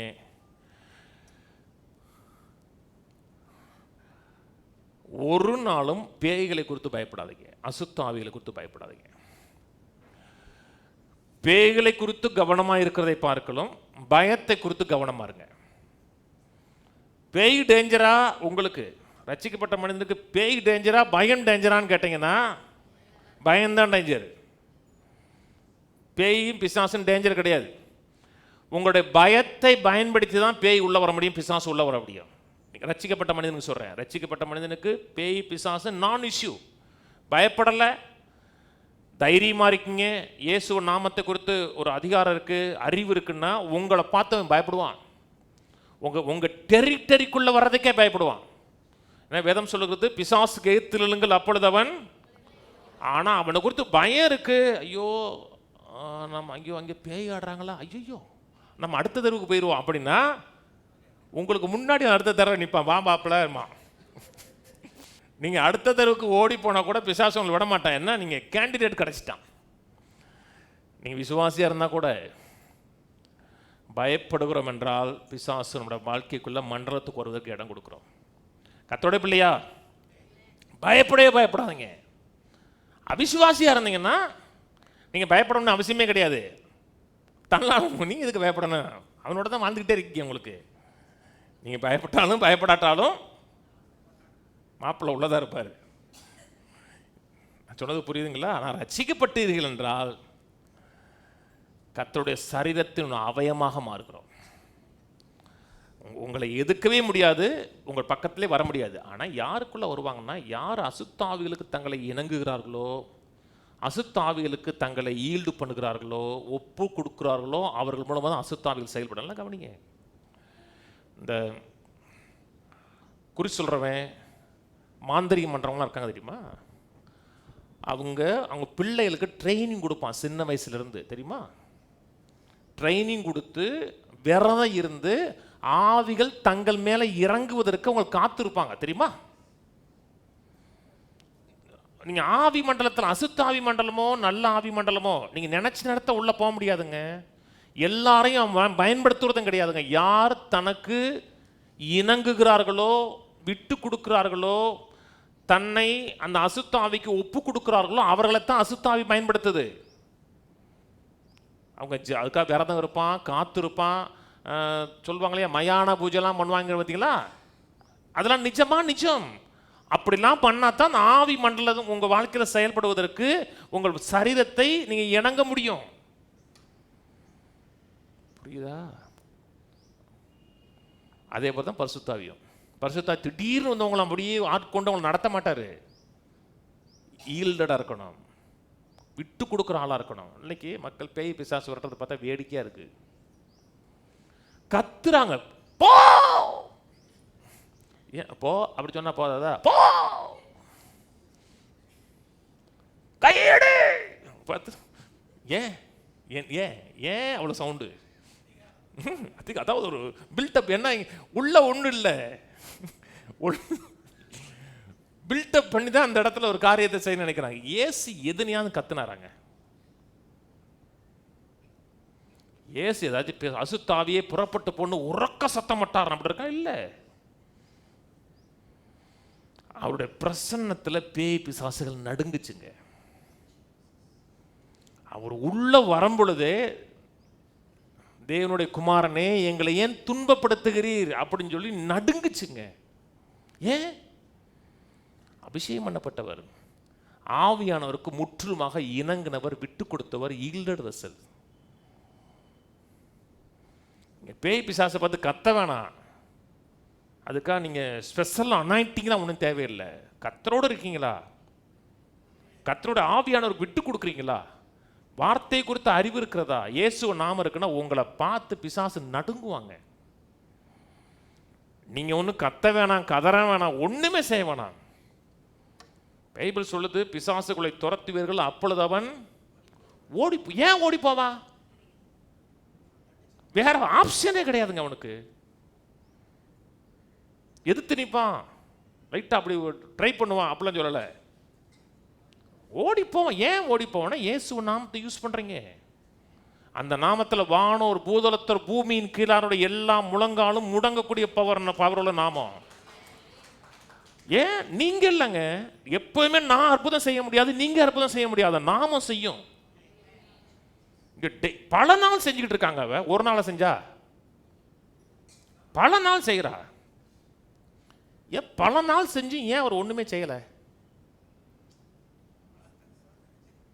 ஒரு நாள் செஞ்சிருந்தா நல்லா கவனிங்க. அவர் சொன்னது கரெக்டு, ஆனால் ஸ்பிரிட் தப்பு. திங்கக்கிழமை செய்கிறா, ஞாயிற்றுக்கிழமை செய்கிறா, திங்கள்லேருந்து டெய்லி செய்கிறா. ஆனால் பவுல் அது வரைக்கும் ஒன்றும் சொல்லல. அநேக நாள் செய்து கொண்டு, ஒரு நாள் சொல்லலாம் சொல்ல, அநேக நல்லா கவனிங்க. நீங்கள் அசுத்த ஆவிகள் மேலே தான் உங்களுக்கு அதிகாரம் இருக்குது. மனுஷ ஆவியின் மேலே உங்களுக்கு அதிகாரம் கிடையாது. மனுஷ ஆவியின் மேலே அதிகாரம் இருந்துச்சுன்னா வீட்டை ரசிக்கப்படாதீங்களா, ரசிப்புகளை கொண்டு வந்துடலாம். போ ரசிக்கப்படு, படு ரசிக்கப்படு அப்படி சொல்லிட்டு போயிடலாம். லைட்டாக சொல்லி கேட்கலன்னா ஒரு சவுண்டை கொடுத்து. ஏன்னா உங்களுக்கு மனித ஆவியின் மேலே உங்களுக்கு பவர் கிடையாது. யாருக்கு மேலே பவர் இருக்குன்னா அசுத்த ஆவிகள் மேல் பவர் இருக்கு. இவன் அசுத்தாவிக்கு தன்னை விட்டு கொடுத்துருக்கிறார். அசுத்தாவி தன்னை ஆளுகை செய்வதற்கு அதுக்கு இணங்கி இருக்கிறார். அசுத்தாவி பயன்படுத்துது. ஏன் இப்போ விரட்டுறாருன்னா, இப்போ தேவனோட ஊழியத்துக்கும் தேவனோட ராஜ்யத்துக்கும் ஏதோ ஒரு விதத்தில் ஒரு இடையூறாக இருக்கா. நான் சொன்னது புரியுதுங்களா? அவளுடைய ஆவியை அதட்டினாருன்னு சொல்லலை. நீ இவளை விட்டு புறப்படும்படி இயேசு கிறிஸ்துவின் நாமத்தினாலே உனக்கு கட்டளையிடுகிறேன் என்று அந்த ஆவிகளுடனே சொன்னார். அந்த நேரமே அவன் அந்த ஆவிதான் பெறப்பட்டு போச்சு. இவளுடைய ஆவியும் பெறப்பட்டு போச்சுன்னா முடிஞ்சுன்னு அர்த்தம். அந்த அந்த 2 பேர் இருந்தாங்கல்ல, யாருங்க அது? யாருங்க? அனனியா சப்பிரா. அனனியா சப்பிராளுக்கு வந்து ஆவி இல்லை, எல்லா ஆவியும் போயிருச்சு. அப்படி இல்லை, அந்த ஆவி போச்சு. ஏன்னா தேவனோட ராஜ்யத்துக்கு விரோதமாக காரியம் நடப்பிக்குது. பவுல் சினம் கொண்டு இருக்கு இல்லையா? பவுல் சினம் கொண்டு, அவர் சொன்னது கரெக்டு தானே. ஆனால் இவரோட ஊழியத்துக்கு டிஸ்டர்ப் பண்ணி. இப்போ நான் கூட பேசிகிட்டு இருக்கேன். இந்த வந்து இவர் உன்னதமான தேவனுடைய ஊழியக்காரர், இவர் ரட்சிப்பின் வழியை நம்ம காமிப்பார். ஒருத்தருக்கு ஜெபம் பண்ணிட்டு இருக்கேன், இவர் உன்னதமான தேவனுடைய ஊழியக்காரர், ரட்சிப்பின் வழியை காமிப்பார்னா எனக்கு என்ன ஒன்று டென்ஷன் ஆகும். சொன்னது சரியா இருந்தா கூட அது வந்து ஊழியத்துக்கு இடையூறா இருக்கும். உடனே சினம் கொண்டு வெளியே அனுப்பிட ஒரு காரியம் முக்கியங்க. அநேக மக்கள் ஃபெய்த் பிரின்சிபல் தெரியும், விசுவாச கோட்பாடுகள் தெரியும், ஆனால் ஆவியெல்லாம் நடத்தப்படுகிறது தெரியாது. இதுதான் மக்களுடைய பெரிய பிரச்சனையே. பெரிய பிரச்சனை என்னன்னா, விசுவாச கோட்பாடு தெரியும், ஆனால் ஸ்பிரிட் லெட் லைஃப் கிடையாது. ஆவியெல்லாம் நடத்தப்படுகிற வாழ்க்கை கிடையாது. என்னால் ஒன்றும் செய்ய முடியாதுன்னு தெரியும், ஆனால் எப்போ செய்யணும்னு தெரியாது அவங்களால. அப்போஸ்தலனாகிய பவுல் போகிறாரு, மழைக்காலம், அவரை ரோமாவரி கூட்டு போகிறாங்க. அப்போஸ்தலர் 27ஆம் அதிகாரத்தில் சொல்கிறாரு, கப்பல் பிரயாணம் வேணாம், இது வந்து பெரிய சேதத்தை, உயிர் சேதமும் பொருள் சேதமும் ஏற்படுங்கிறது நான் காண்கிறேன், அதனால் மழை காலம் போகிற வரை கொஞ்சம் வெயிட் பண்ணுவோம் அப்படின்னா கப்பல் கேப்டன் வந்து பார்க்குறாரு, தென்றல் சரியாக இருக்குன்னு சொல்லி பிரயாணத்தை ஸ்டார்ட் பண்ணுறாங்க. கர்த்தருடைய சித்தத்துக்கு விரோதமாக பிரயாணம் போகுது. அந்த பிரயாணம் கர்த்தருடைய சித்தம் கிடையாது, கர்த்தருடைய சித்தத்துக்கு விரோதம். இப்போ நீங்கள் வந்து இப்போ நீங்கள் பெட்டி பொடிக்கூட வந்து பாஸ்டர் நம்ம மெட்ராஸ் எடுத்து போயிட்டு வந்துடுறேன், டிக்கெட் எடுத்துட்டேன்னா போயிட்டு வரவா ப்ளீஸ், என்ன பெட்டி இருக்குது, டிக்கெட் இருக்குது, நான் போயிட்டு வரவா வேணாமான்னு சொல்லுங்கள். இது சொல்கிறக்கு என்ன இருக்குது, ஜல்தி. ஒன்றுமே செய்ய முடியாது. இப்போ கர்த்தருடைய சித்தத்துக்கு விரோதமாக பிரயாணம் நடக்குது. அப்போ திடீர்னு போகாதீங்க ஒன்றும் சொல்லலை. அந்த காற்றடிக்குது, புயல் அடிக்குது, அநேக நாள் சூரியனே பார்க்கல, மக்கள் செத்து போவோமோ நடுங்கிற நேரத்தில், அந்த நேரத்தில் அப்போஸ்தலனாகிய பவுல் கர்த்தரை தேடுறாரு. எல்லாருமே கத்தரை தேடலைங்க. அந்த மனுஷன் அந்த நேரத்தில் கத்தரை தேடுறார். அந்த நேரத்தில் கத்தருடைய தூதனானவர் வந்து பவுலை பார்த்து, பவுலே பயப்படாதே, இது வந்து பொருள் சேதம் ஏற்படும், யாருக்கும் உயிர் சேதம் ஏற்படாது சொல்லி சொல்கிறாரு. உடனே சொல்கிறார் எல்லாருக்கும் முன்பாக போல்டா, என்னை ஆட்கொண்டவரும் நான் சேவிக்கிறமாய் கத்தருடைய தூதன் வந்து சொன்னார், ஒருத்தருக்கும் உயிர் சேதம் ஏற்படாது, தைரியமாக சாப்பிடுங்கிறார். ஏன் இதுக்கு முன்னாடி சொன்னாரா? சொல்லலை. ஏன்? ஆவியெல்லாம் நடத்தப்படுகிறார். நல்லா கவனி. இது பேய் விரட்டுறது, பிசாசு விரட்டுறதுல சத்தம் போடுறது தேவையில்லை. அசுத்தாவியம் நீங்க அசுத்தாவியா நாக்கு துருத்துறது எதுக்கு? மாம்சமே இங்கே வேலை கிடையாது. இப்போ இந்த ஸ்கேவாவினுடைய 7 குமாரர்கள் இருக்காங்க இல்லையா, அவனுக்கு வந்து பிரின்சிபல் தெரியுது, பார்த்துருக்கான். இயேசு நாமத்தில் போன்னு சொன்னார். கண்ணாடிக்கு முன்னாடி சொல்லியிருப்பான், இயேசு நாமத்தில் போ சொல்லு. அவர் என்ன சொன்னார்? இப்படி சொன்னார், அதனால் நீ இப்படி சொல்லு. இயேசு நாமத்தில் போன்னு சொன்னார், அப்போ நீ என்ன சொல்லு? ஓ, எல்லாமே கரெக்டு, ஸ்டெயிலு கரெக்டு, கை உதறினது கரெக்டு, சொன்னது ரைட்டு. ஆனால் பேயை வந்து எகிரிச்சு. ஏன்? செயல்முறை கரெக்டு, ஆனால் ஆவியானவருக்கு நீ ஈல்டு பண்ணவே இல்லை. நான் சொல்கிறது புரியுதுங்களா? அநேக நாள் சொல்லுது, ஒரு நாள் போகிறார், நிச்சயமாக ஜெபம் பண்ணியிருப்பார். கர்த்தருடைய சமூகத்தில் ஆண்டவரே எனக்கு டிஸ்டர்பன்ஸாக இருக்குது, போகிற இடம்லாம் இவன் வந்துகிட்டே இருக்கா, வந்துட்டு டிஸ்டர்ப் பண்ணுறா. நிச்சயம் அந்நிய பாஷையில் பேசியிருப்பார். ஏன்னா அவர் சொல்கிறார், உங்கள் எல்லாரை பார்க்கலாம் நான் அதிகமாக அந்நிய பாஷை பேசியிருக்கிறார். நான் அந்நிய பாஷை பேசுகிறேன்னு சொல்லலை, நான் உங்கள் எல்லாரை பார்க்கலாம் ரொம்ப அதிகம் அந்நிய பாஷை பேசுகிறேங்கிற அந்நிய பாஷை பேசியிருப்பார். அடுத்து வெளியே வரும் பொழுது பிசாசு சொல்லுது, இவள் உன்னதமாக சொல்லும் போதே இயேசு நாமத்தில் பிசாசே இவளை விட்டு போஞ்சனோன்னு போயிடுச்சு கீழே.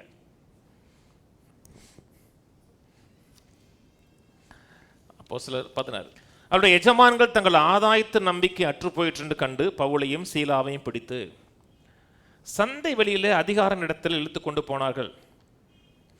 அவர்களை அதிகாரிகளிடத்தில் ஒப்புவித்து, யூதர்களாகி இந்த மனுஷர் நம்முடைய பட்டணத்தில் கலகம் பண்ணி ரோமராகிய நாம் ஏற்றுக்கொள்ளவும் அனுசரிக்கும் தகாத முறைமைகளை போதிக்கிறார்கள் என்றார்கள். அப்பொழுது ஜனங்கள் கூட்டம் கூடி அவர்களுக்கு விரோதமாய் எழும்பினார்கள். அதிகாரிகள் அவர்கள் வஸ்திரங்களை கிழித்து போடவும் அவர்களை அடிக்கவும் சொல்லி அவர்களை அநேக அடித்த பின்பு சிறைச்சாலையில் வைத்து அவர்களை பத்திரமாக காக்கும்படி சிறைச்சாலைக்காரனுக்கு கட்டளையிட்டார்கள். அதுக்கப்புறம் நடந்து தெரியும். அவர்கள் சிறைச்சாலையில் போய் என்ன பண்ணாங்க? அடி பின்னிட்டான். அற்புதம் மூலமாக நடக்கணும்னு நினைக்கிறீங்களா? கல்லறியப்படுவதற்கு ரெடியாக இருக்கணும். நீங்கள் சொன்னது புரியுதுங்களா? கல்லறிவான், சட்டையை கிழிப்பான், காரி துப்புவான், ஜெயிலில் தூக்கி போடுவான். ரெடியாக இருக்கணும். நீங்கள் எதுக்குப்பா வம்பு? நம்ம உண்டமா, நம்ம வேலை உண்டுமா, இருந்த இடம் தெரியாமல் அப்படியே வந்துட்டு இருந்த இடம் தெரியாமல் அப்படியே போயிருந்து நினச்சோம்னா உங்களால் ஒருத்தனை ரசிக்கப்பட மாட்டான். ஒருத்தனை ரசிக்கப்பட மாட்டான். 5000, 2000, 3000ங்கிற அப்படி ஸ்பிரிச்சுவல் ரிவைவலை நீங்கள் பார்க்கவே முடியாது. அட்டி பின்னிட்டான், பின்னாடிலாம் கிழிஞ்சு தொங்குது, பாடுறாங்க. ஏன் பாடுறாங்க தெரியுமாங்க? ஏன் பாடினாங்க? மக்கள் விடுதலையானதை கண்டாருக்குங்க, மக்கள் சுகமானதை பார்த்தாங்க, தேவன் அவர்கள் மூலமாக கிரியை செய்ததை அனுபவிச்சாங்க. அதை பார்க்கும்போது இந்த அடி அவனுக்கு ஒன்றுமே தெரியல. அவனுக்கு கர்த்தர் நம்ம பயன்படுத்தி இருக்கிறாரு, கர்த்தர் நம்ம யூஸ் பண்ணியிருக்கிறாரு. இத்தனை ஜனங்கள் நம்ம மூலமாக விடுதலை அடைஞ்சிருக்கிறாங்கன்னா இதெல்லாம் என்ன நினைச்சு கர்த்தரை துதிக்கிறாங்க. ஆவி மண்டலத்தை கொடுத்து விழிப்புணர்வு இருக்கணுங்க. அப்போஸ்தலனாகிய பவுலுக்கு இருந்துச்சு, பேதுருக்கு இருந்துச்சு, இயேசுக்கு இருந்துச்சு, பழைய ஏற்பாட்டு பரிசுத்தவான்களுக்கு இருந்துச்சு.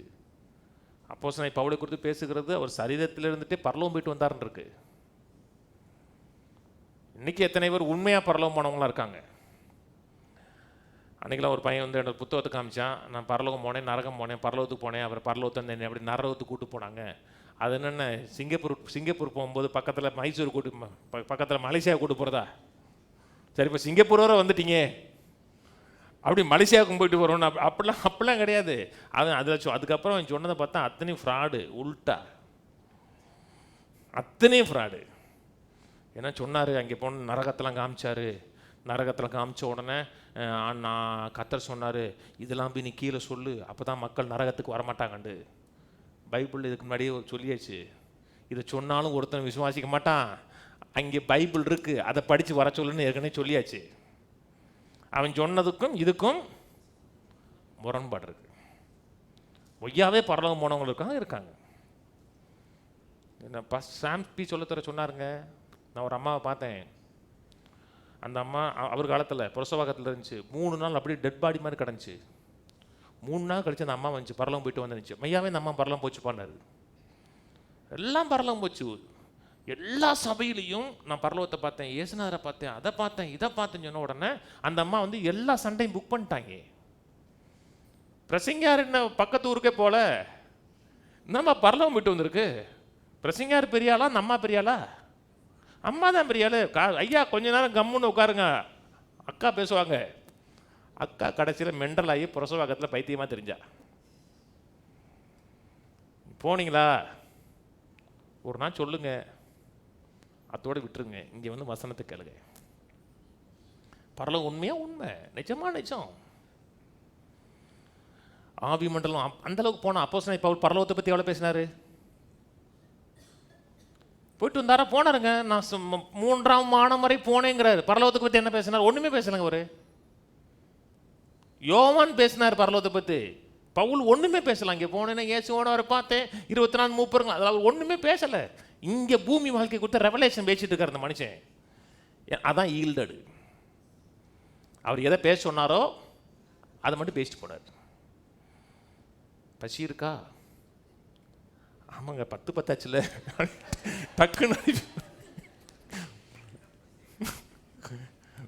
ஆவிக்குரிய பசி இருக்கா? ரோமருக்கு வாங்க. ரோமர் 6:12. ஆகையால் நீங்கள் உங்கள் சரீர இச்சைகளின்படி பாவத்திற்கு கீழ்ப்படியத்தக்கதாக சாவுக்கு ஏதுவான உங்கள் சரீரங்களை பாவம் ஆளாதிருப்பதாக நீங்கள் அவயங்களை அநீதியின் ஆயுதங்களாக பாவத்திற்கு ஒப்புக்கொடாமல். அது முக்கியமான வார்த்தை. இதுக்கப்புறம் இந்த வார்த்தை தொடர்ந்து வருது. நீங்கள் உங்கள் அவயங்களை அநீதியின் ஆயுதங்களாக பாவத்திற்கு ஒப்புக்கொடாமல் உங்களை மரித்தோரிலிருந்து பிழைத்திருக்கிறவர்களாக தேவனுக்கு ஒப்பு கொடுத்து உங்கள் அவயங்களின் நீதிக்குரிய ஆயுதங்களாக தேவனுக்கு ஒப்பு கொடுங்கள். இந்த ஒப்பு கொடுங்கள்ங்கிற வார்த்தை தான் ஆங்கிலத்தை ஈல்டு பண்ணுங்கள்ங்கிற வார்த்தை யூஸ் பண்ணியிருக்கு. ஈல்டு பண்ணுங்கன்னா ஒப்பு கொடுங்கள் அல்லது விட்டு கொடுங்கள், இணங்குங்கள்னு அர்த்தம். உங்கள் சரீரத்தின் அவயங்களை பாவத்திற்கு ஒப்புக்கொடாமல் சொல்லும்போது அதுக்கு விட்டு கொடுக்காதீங்க.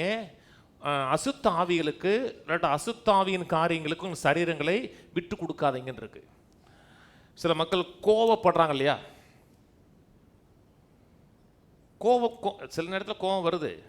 சில நேரத்தில் கோபத்துக்கு நம்ம விட்டு கொடுக்குறோம்.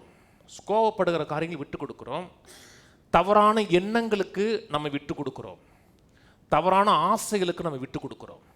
விட்டு கொடுத்து ஒரு நேரத்தில் நடக்கிறது கிடையாது. தொடர்ந்து விட்டு கொடுத்து என்ன ஆகுன்னா, கோபத்தின் ஆவி, தவறான ஆவிகளுடைய ஆதிக்கத்துக்கு உட்பட்டு சில மக்கள் வந்து செயல்படுவாங்க.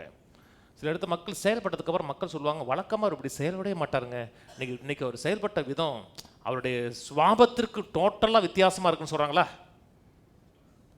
அப்போ அவர் கிடையாது. அப்போ அவருடைய நேச்சருக்கு விரோதமாக அவர் இன்னொரு காரியத்துக்கு அவர் இணங்கியிருக்கிறார். அவர் செயல்பட்டதுக்கப்புறம் நம்ம இப்படி நடந்திருக்கவே கூடாதே அப்படின்னு நினைக்கிறாங்களா? அப்படின்னா அவங்க இல்லை. ஏதே ஒரு காரியத்துக்கு உங்களோட அவயங்களை, உங்களோட கைகளை, உங்களுக்கு கால்களை, உங்களுக்கு சரீரங்களை நீங்கள் விட்டு கொடுத்துருக்கீங்க, ஒப்பு கொடுத்துருக்கீங்கன்னு அர்த்தம். அப்படி அசுத்தாவிக்கே விட்டு கொடுக்க முடியும்னா பரிசுத்தாவி விட்டு கொடுக்க முடியுமா? சில நேரத்தில் நீங்கள் செயல்படுறத பார்த்து, ஐயோ இவர் வழக்கமாக இப்படி செயல்படுற ஆளே கிடையாதுங்க, நீங்கள் போனார் பார்த்தேன்னா என்ன இத்தனை பேர் சோமாகிட்டு வந்துட்டாரு, அப்போ அவர் இல்லை. அப்போ இது சவுல் ராஜா இருக்கான் தெரியுமா? சவுல் ராஜா வந்து தீர்க்கதரிசி கிடையாது. ஒரு தீர்க்கதரிசி மண்டலத்துக்குள்ளே போனாரா? போன உடனே அந்த ஆவியின் ஆதிக்கத்தில் ஆனார். முடிஞ்ச உடனே என்ன ஆனார்? தீர்க்கதரிசனம் சொன்னாருங்க. மக்கள்லாம் என்ன சொன்னாங்க? சவுலும் தீர்க்கதரிசியில் ஒருவரானாங்க. அவர் தீர்க்கதரிசி கிடையாது. ஏன்னா அந்த ஆவிக்கு தன் சரீரத்தை, தன் வாயை, தன் மனதை விட்டு கொடுத்துருக்கிறாரு. அதெல்லாம் சொல்றாரு, ஒப்பு கொடுக்காத ஈல்டு பண்ணாதீங்கிறாரு. புரியுதா? கீழே அதுக்கப்புறம் 16ஆம் வசனம் வாசிப்போம். தவறான காரியத்துக்கு விட்டு கொடுக்கூடாதுங்க. மக்கள் இன்னைக்கு கொலை செய்கிறாங்க இல்லையா? கொலை செய்கிறாங்க, ரேப்பிஸ்டாக இருக்கான், தவறான காரியங்களுக்கு சிந்திக்கிறான், அதே படிக்கிறான். அந்த காரியங்களுக்கு குறித்த எண்ணங்களால் மனது ஆட்கொள்ளப்படுகிறது. கவனிச்சுட்டு வாங்க. அதுக்கப்புறம் அந்த காரியத்தை அவன் செய்கிறதுக்கு ரொம்ப ஈஸியாக இருக்குது. ஏன் ஈஸியாக மாறுது? அவனோட பெர்சனாலிட்டி மாறிடுது. இப்போ வந்து அவன் கொலை செய்கிறவன் கிடையாது, அவனோட ப்ரொஃபஷனலாகவே மாறுது. ஏன் மாறுதுன்னா அந்த ஆவிக்கு தன்னை அப்படியே ஈல்டு பண்ணுறான். சொன்னது புரியுதுங்களா? சில மக்கள் பொய் பேசுவாங்க. நம்ம சில இடத்துல அக்கேஷனெலாம் பொய் பேசுவோம். சில வந்து பொய் பேசுகிறதே அவனோட நேச்சராகவே இருக்கும். ஏன் தெரியுமா? அந்த ஆவிக்கு தன்னை இணங்குறது. அவனால் பொய் பேசாமல் இருக்க முடியாதுங்க. அப்போ அந்த ஆவிக்கு நீங்கள் விட்டு கொடுத்தீங்கன்னா உங்களுக்கு வாயி, உங்களுக்கு எண்ணத்தை அவன் பயன்படுத்துகிறான். அப்படித்தானே? அப்போ பரிசுத்தாவி விட்டு கொடுத்தோம்னா இயேசுநாதன் போல பேசுவீங்க. நீங்கள் இயேசுநாதரோட பேசுவோம். உங்களோட கேரக்டரே இயேசுநாதர் கேரக்டர் மாதிரி மாறும், பெர்சனாலிட்டியும் மாறிடும். ஏன்னா நீங்கள் ஈல்டட் வெசலாக இருக்கணும்னு அர்த்தம். ஆவி மண்டலம் நிஜங்க. நிஜமா? நிஜம். அன்றைக்கி போகும்போது கூட நீங்கள் இது காரில் போகும்போது என் பையன் பேசிகிட்டு இருந்தான். அப்பா அது உண்மை அண்ணா, ஒரு சம்பவத்தை படித்தேன். ஆனால் அது கொஞ்சம் உல்ட்டா இருக்குது. அதில் உல்ட்டா இருக்குன்னா ஆனால் நிஜம். ஒருத்தங்க நீங்கள் பேய் செத்தவங்களே வரமாட்டாங்கன்னு சொன்னீங்களே, ஆனால் ஒருத்தர் செத்தவங்களே வந்திருக்காங்கண்ணா. அது பிசாசு கூட பயன்படுத்திருக்கலாம். இது சம்திங். ஆனால் பைபிளுக்கு விரதமாக இருக்கிறதுனால அந்த மட்டும் விரதமாக இருக்கும். ஆனால் நடந்தது உண்மை. போகும்போது ஒருத்தன் போயிருக்காரு. ஒரு அம்மா வந்து ரொம்ப ஆக்சிடெண்ட் ஆகி ரத்தத்தோடு வந்து, தயவுசெய்து என் பிள்ளை வந்து பின்னாடி ஆக்சிடெண்ட் ஆகிருக்கா, அவளை காப்பாற்றுக்குன்னு சொன்னோடனே காரை உடச்சி பிள்ளையை காப்பாற்றிருக்கிறாரு. அப்போ அந்த பிள்ளைகிட்ட உங்கள் அம்மா எங்கம்மான்னு கேட்டால் எங்கள் அம்மா தான் டிரைவர் சீட்டில் செத்து கிடக்கான் இருக்கு. ஸ்பிரிட் மண்டலம் உண்மை. எல்லாம் கவனிங்க. இது ரியல். அநேக இடத்துல ஆவிக்குரிய மண்டலத்தை குறித்து அறிவே இல்லாமல் இருக்கும். ரியல். ஆவி மண்டலத்துக்கு குறிப்பாக பரிசுத்த ஆவியானவருக்கு இணங்குறீங்கன்னு வச்சுங்களேன், எப்படி இயேசுவானவரை பயன்படுத்தினாரோ அதே போல பயன்படுத்துவார். கையில் வந்து சொல்லுவான், கர்த்தாவே உடைய பரிசுத்த ஆவியானவருக்கு என்னை விட்டு கொடுக்கிறேன், ஒப்பு கொடுக்கிறேன், எனக்கு போதியும், என்னை கற்றுக்கொடும், உடைய கரத்தில் ஒரு கருவியாக இருக்க நான் விரும்புகிறேன். ஆமேன், ஆமேன். 15ஆம் வசனம், 16 பேருவோம். மரணத்துக்கு ஏதுவான பாவத்துக்கானாலும் நீதிக்கு ஏதுவான கீழ்ப்படிதலுக்கானாலும் எதற்கு கீழ்ப்படியும்படி உங்களை அடிமைகளாக ஒப்பு கொடுக்கிறீர்களோ அதற்கே கீழ்ப்படுகிற அடிமைகள் ஆகிறீர்கள் என்று அறியீர்களா? நீங்கள் எதுக்கு உங்களை ஈல்டு பண்ணுகிறீர்களோ அதனுடைய பவர், அதனோட ஆதிக்கம் உங்கள் மேல் இருக்குங்கிறாரு. எதுக்கு உங்களை எந்த ஆவி உங்களை கண்ட்ரோல் பண்ண முடியாத விட்டு கொடுக்குறீர்களோ அதனுடைய கண்ட்ரோல் இருக்கும், அதனுடைய இன்ஃப்ளூயன்ஸ் இருக்குங்கிறாரு. நான் சொல்லலைங்க, பைபிள் சொல்லுது. எதுக்கு ஈல்டு பண்ணுகிறீர்களோ, எதுக்கு இணங்குகிறீர்களோ, எதுக்கு ஒப்பு கொடுக்குறீர்களோ அதற்கு நீங்கள் அடிமைகளாக இருக்கிறீர்கள் என்று அறியீர்களா? முன்னே நீங்கள் பாவத்துக்கு அடிமைகளாயிருந்தும் இப்பொழுது உங்களுக்கு ஒப்புவிக்கப்பட்ட உபதேச சட்டத்திற்கு நீங்கள் மனப்பூர்வமாய் கீழ்ப்படிந்தபடினால் தேவனுக்கு சோத்திரம். 19, உங்கள் மாம்ச பலவீனத்தின் நிமித்தம் மனுஷர் பேசுகிற பிரகாரமாய் பேசுகிறேன். அக்கிரமத்தை நடப்பிக்கும்படி முன்னே உங்கள் அவயங்களை அசுத்தத்திற்கும் அக்கிரமத்திற்கும் அடிமைகளாக ஒப்பு கொடுத்தது போல இப்பொழுது பரிசுத்தமானதை நடப்பிக்கும்படி உங்கள் அவயங்களை நீதிக்கு அடிமைகளாக ஒப்பு கொடுங்க. இந்த ஒப்பு கொடுங்க ஈல்டு பண்ணுங்கிற. ஈல்டு பண்ணுங்கன்னா ரெஸ்பாண்ட் பண்ணுங்கன்னு அர்த்தம். எந்த காரியம் உங்களை ஈல்டப்படுதுன்னா அந்த அந்த ப்ராம்ப்டிங்க்கு, அந்த ஏவுதலுக்கு ரெஸ்பாண்ட் பண்ணுறது. முன்னாடி மாம்ச பலவீனத்தை பேசுகிற அக்கிரமத்தை நடப்பிக்கும்படி உங்கள் அவயங்களை அசுத்தத்திற்கும் அக்கிரமத்துக்கும் அடிமைகளாக ஒப்பு கொடுத்தோன்னா ரெஸ்பாண்ட் பண்ணுறான். இப்போ எபேசியர் 8 எதை சொல்கிறார் வாசிங்களேன் அந்த வசனம். எபேசியர் 2:1. 2:2. அவைகளை நீங்கள் முற்காலத்தில் இவ்வுலக வழக்கத்திற்கேற்றபடியாகவும் கீழ்ப்படியாமின் பிள்ளைகளிடத்தில் இப்பொழுது கிரியை செய்கிற ஆகாயத்து அதிகார பிரபுவாகி ஆவிக்கேற்றபடியாகவும் உங்களை ஒரு ஸ்பிரிட் நடத்துச்சுங்கிறாரு. சொல்றாரு, அப்படித்தான் சொல்றாரு. நீங்க காம விகாரம் செஞ்சீங்க, பல காரியம் செஞ்சீங்க, நீங்க செய்யல, ஒரு ஆவி உங்களை நடத்துச்சுங்கிறாரு. ரட்சிக்கப்படுறதுக்கு முன்னாடி ரட்சிக்கப்படுற முன்னாடி அப்படி ஈல்டு பண்ணீங்களே, இப்ப பரிசுத்த ஆவிக்கு ஈல்டுங்கன்னா பரிசுத்த ஆவிக்கு ரெஸ்பாண்ட் பண்ணுங்கிறாரு. திடீர்னு நைட்டு ஒரு மணிக்கு எழுப்பி பாஸ்ட்டுக்கா ஜோம் பண்ணுன்னு சொன்னான்னா என்ன செய்யணும்? அவர் நல்லா தான் இருப்பார். இப்போ இருக்கிற தூக்கத்தில் பாஸ்ட்டுக்கு ஜோம் பண்ணிட்டு இருப்பாங்களா அப்படின்னா நீங்கள் இணங்க மாட்டீங்கன்னு அர்த்தம். யாரோ ஒரு ஜோம் பண்ண சொல்கிறாருன்னா நீங்கள் ஈல்ட் பண்ணணும். அவங்க வீட்டுக்கு போய் அவன்கிட்ட வார்த்தை ஒரு பேசு, என்கரேஜ் பண்ணி பேசுனா அவங்க வீட்டில் ஏதோ ஒரு பிரச்சனையாக இருக்குது, நீங்கள் போனதுனால ஏதோ ஒரு விடுதலை ஏற்படும். அது என்னென்னா உங்களை ஈல்டு பண்ணுறாருன்னு அர்த்தம், உங்களை உந்தி தள்ளுறாருன்னு அர்த்தம். அவர் தள்ளணும் அப்படின்னா நீங்கள் பரிசுத்த ஆவியினுடைய ஆதிக்கத்தின் கீழே இருக்கீங்கன்னு அர்த்தம். இங்கே எல்லாம் கவனிங்க, இதெல்லாம் நிறைய இடத்த சொல்லிக் கொடுக்க மாட்டாங்க, சொல்லித்தாரேன். உங்களுக்கு அற்புதங்கள் மட்டுமில்லை, எப்படி நடக்குங்கிறதுக்கு சொல்லித்தாரேன். இங்கே ஈல்டு பண்ணுங்கிறார், ஒப்பு கொடுங்கிறார். ஒப்பு கொடுங்க, ஈல்டு பண்ணுங்கிறார். வழக்கமாக என்ன சொல்லுது? இது தேவனுக்கு ஒப்பு கொடுங்கிறாரு, பிசாசுக்கு ஏற்று நெல்லுங்கிறார். ஈல்டு பண்ணுகிறது வேற, ரெஜிஸ்டர் பண்ணுறது வேற. பிசாசே ரெஜிஸ்டர் பண்ணுங்க. ரெஜிஸ்டர் பண்ணுங்கன்னா எதிர்த்து நில்லுங்க. பரிசுத்த ஆவிக்கு ஒப்பு கொடுங்க.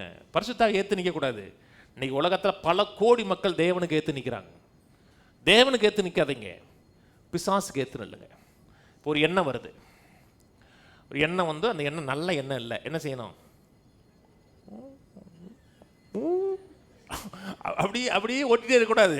பரவாயில்ல, நல்லா தான் இருக்கு, அழகா இருக்கு அப்படின்னா நீங்கள் ரெஜிஸ்டர் பண்ணலை, ஒப்பு கொடுத்துறீங்க. நல்லா இருக்கட்டும், போட்டோம் அப்படின்னா நீங்கள் அது வந்து எதுக்கலை, அந்த எண்ணத்துக்கு உங்களை இணங்குறீன்னு அர்த்தம். நல்லா கவனிங்க, நீங்கள் எவ்வளோ பெரிய பரிசுத்தமானா இருந்தாலும் சரி, சில நேரத்தில் கெட்ட எண்ணங்கள் வரும். பாசம் உங்களுக்கு வந்திருக்கா? ரொம்ப மரம் வந்திருக்கு. ஐயோ நீங்கள் அப்படியா? ஐயோ நீங்கள் எனக்கு வரல, பிசாசே அந்த எண்ணத்தை கொடுப்பான். அந்த எண்ணத்தை கொடுத்து சிந்திமா, அப்போ தான் நீங்கள் சிந்திக்கக்கூடாது. அந்த எண்ணத்தை எதுக்கணும். அந்த எண்ணம் வந்ததுனால நீங்கள் அதை குறித்து அசிங்கப்படணும் அவசியம் கிடையாது, அவமானப்பட அவசியம் கிடையாது. அதே நேரத்தில் எண்ணத்தை சிந்திக்க வேண்டிய அவசியம் கிடையாது. புரியுதாங்க? அந்த எண்ணத்துக்கு விரோதமாக எதிர்த்து நிற்கணும். எதிர்த்து நின்று பரிசுத்த ஆவிக்கு உங்களை இசைந்து கொடுங்க. கவனிங்க, 2 ராஜாக்கள் 2ஆம் அதிகாரத்தில் எலியாவுடைய ஊழியம் முடியுது, எலிசாவுடைய ஊழியம் ஸ்டார்ட் ஆகுது. அவர் போகிற இடத்துக்கெல்லாம் பின்னாடி வர்றாரு, நீ எங்கே போனாலும் கூட வருவேங்கிறாரு. எலியாவோட எலிசா சிலர் 6 வருஷம் இருந்தாங்கிறாங்க, சில 8 வருஷம் இருந்தாங்கிறாங்க, சில 10 வருஷம் இருந்தாங்கிறாங்க. ஏன்னா எக்ஸாக்டாக பைபிளில் சொல்லலை. குறைஞ்சது 6லேருந்து 10 வருஷம், இதே 8 வச்சுக்கோங்க, 10 வச்சு ரொம்ப நாள் இருந்தார். அவருக்கு என்ன செஞ்சார்? எலியாவோட இருந்த எலிசா என்ன செஞ்சார்? அவருக்கு பணிவிட செஞ்சார். அவளுக்கு வந்து கை கழுவுறதுக்கு தண்ணி ஊற்றினார்னு இருக்கு.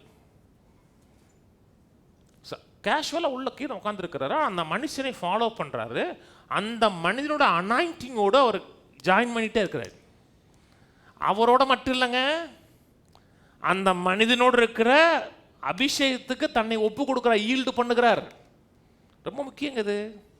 அவர் சொல்கிறார், அந்த மேலே போகும்போது என்னை நீ பார்த்தீங்கன்னா உனக்கு ரெட்டிப்பான வரம் கிடைக்குங்கிறார். மேலே போகிறாரு, பார்க்குறாரு, மேலிருந்து அந்த சால்வை கீழே விழுகுது. அந்த சால்வை பரிசுத்தாவியருக்கு அடையாளம்.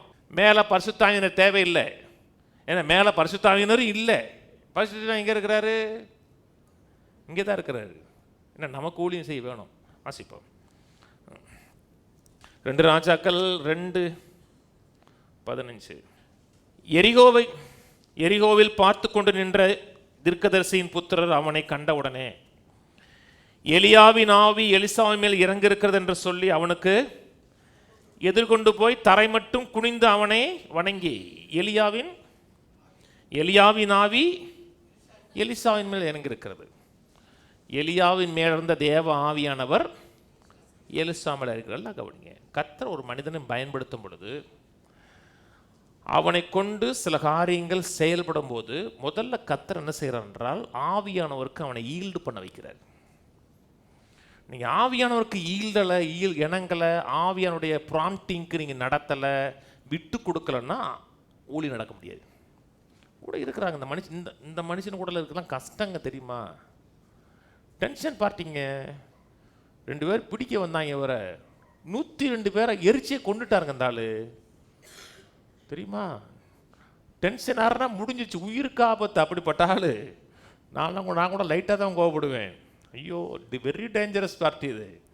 அந்த பார்ட்டியோட 8 வருஷம் கூடவே இருந்திருக்கிறாரு, இணங்கி இருக்கிறாங்க. அந்த மனுஷனுடைய அனாயிண்டிங்க்கு அப்படி இருந்திருக்கிறார்.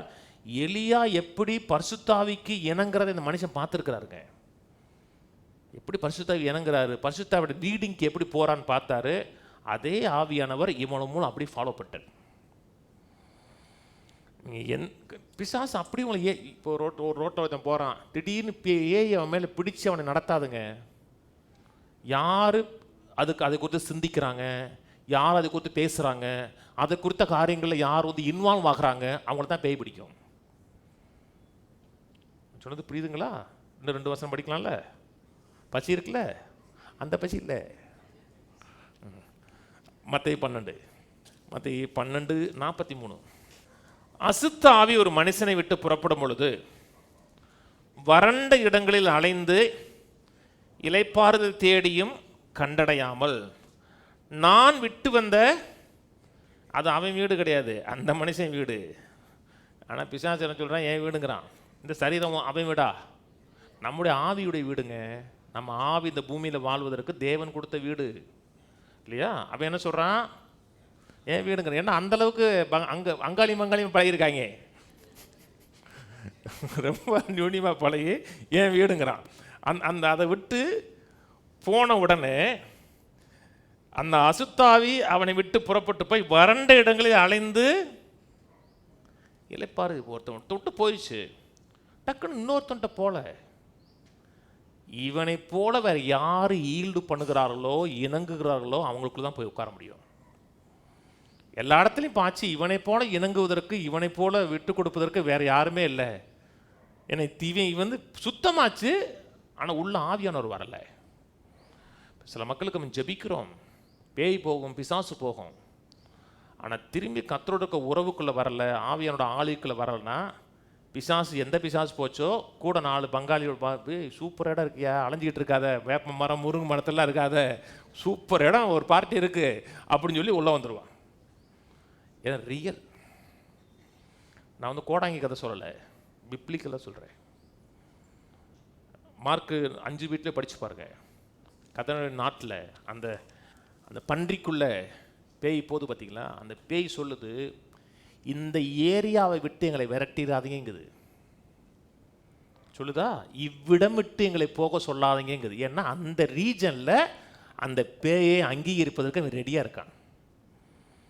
அந்த ரீஜனுக்கு அந்த ஸ்பிரிட்டுடைய ஆதிக்கத்திற்கும் அந்த ஸ்பிரிட்டை குறித்த இன்ஃப்ளூயன்ஸுக்கும் அந்த இடத்துல சில ஏரியாவில் இருக்குங்க. சில ஏரியாவில் விபச்சார ஆவி அதிகமாக இருக்கும், சில ஏரியாவில் கொலகார ஆவி அதிகமாக இருக்கும். தெரியல, உண்மைங்க. அது ஒரு ஸ்பிரிட்டு. அந்த ஏரியாவில் அந்த ஆவிக்கு யார் ஈல்டு பண்ணுகிறார்களோ இணங்குகிறார்களோ அந்த ஏரியாவில் அது குடியிருக்கும். அது குறித்த நாலேஜ் ஒரு பகுதியில் இல்லைன்னு வச்சுங்களேன், அங்கே போக முடியாது. போகலாம், செயல்பட முடியாது. ஆவியானவர் செயல்படணுமா, உங்கள் வீட்டுக்குள்ளே செயல்படணுமா, இணங்கணும், ஈல்டு பண்ணணும். யார் இணங்குகிறார்களோ, யார் ஒப்பு கொடுக்குறார்களோ அவர் மூலமாக கர்த்தர் பயன்படுத்துகிறார். எலியாவை கர்த்தர் யூஸ் பண்ணார், எலிசாவை யூஸ் பண்ணார். ஏன் யூஸ் பண்ணார்? அந்த அவன் மேலே இருந்த அதே அபிஷேகம் நல்லா இருக்கும். சில இடத்துல சில மக்கள் சிலர் பேசுகிறது மாதிரியே பேசுவாங்க தெரியுமா, சில ஆக்ஷன் பண்ணுற மாதிரியே ஆக்ஷன் இருக்கும். சாம்பி மாதிரி பேசுகிற ஒரு குரூப்பே இருந்தாங்க. ஏன்னா அப்படி பார்க்குறது, ஏன்னா தப்பு கிடையாது, நான் எனக்குன்னு வரலை, நமக்கு தப்பு கிடையாது. அவருடைய ஆக்ஷன், அவருடைய பேசு அவருடையது.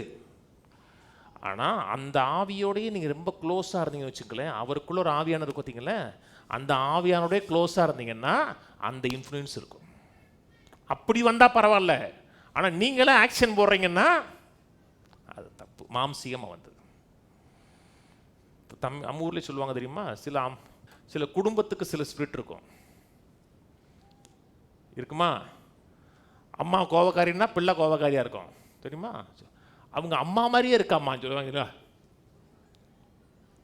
நீங்கள் சொல்ல மாட்டீங்க, வீட்டுக்காரன் கேட்டால் சொல்லுவான், அவங்க அம்மா எப்படி இருக்காளோ அப்படி இருக்கா சார் பா. ஏன்?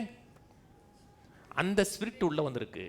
அந்த அட்மாஸ்பியரில் வாழ்ந்து அதுக்குள்ளேயே பேசி அதுக்கு ஈல்டு பண்ணி அப்படியே வருது. அது நீங்கள் அப்படி இருக்குன்னு அவசியம் கிடையாது. நீங்கள் ரசிக்கப்பட்டீங்களா? தேவனுடைய பிள்ளையா? ஆண்டவனை இப்படி வாழக்கூடாது. இது உங்களுடைய நேச்சருக்கு உகந்தது கிடையாது. ஆவியானவர் விட்டு கொடுக்குறேன், ஆவியானோட ஆளுகை விட்டு கொடுக்குறேன்னு நினச்சிங்கன்னா, ஆவியானவர் பயன்படுத்தக்கூடிய இடமாக, வீடாக நம்முடைய வீடு இருக்கும். அப்புறம் ஆவியானுடைய ஃப்ளோ இருக்கும், வல்லம் இருக்கும், அற்புதங்கள் எளிதாக நடக்கும். சரிதானே? ஏதாச்சும் போச்சா? இது அப்படி விட்டுறாதீங்க, அதன்படி வாழுங்க. கர்த்தர் மகிமைப்படுவார், கர்த்தரோட நாமம் உயர்த்தப்படும். ஜெபிப்போம்.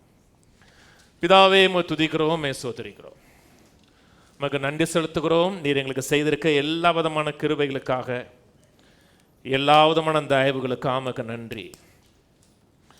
எங்களை ஆட்கொண்ட தேவனே, எங்களை ஆட்கொண்டு நடத்துங்க. உடைய கரத்தில் கருவியாக இருக்க எங்களை விட்டு கொடுக்கிறோம், ஒப்பு கொடுக்கிறோம். எங்களை இணங்குகிறோம் தேவனே.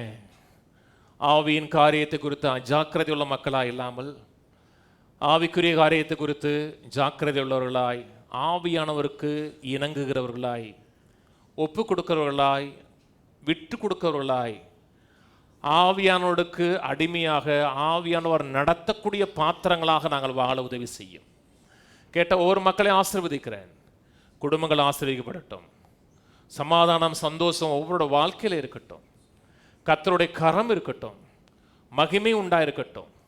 குறைவுகளை நிறைவாக்குற தேவன் ஒரு குறைவில்லாதபடி எல்லா குடும்பங்களையும் நிறைவாக நடத்த வேண்டுமாய், நாமத்தை மகிமைப்படுத்த வேண்டுமாய் ஜெபிக்கிறோம்.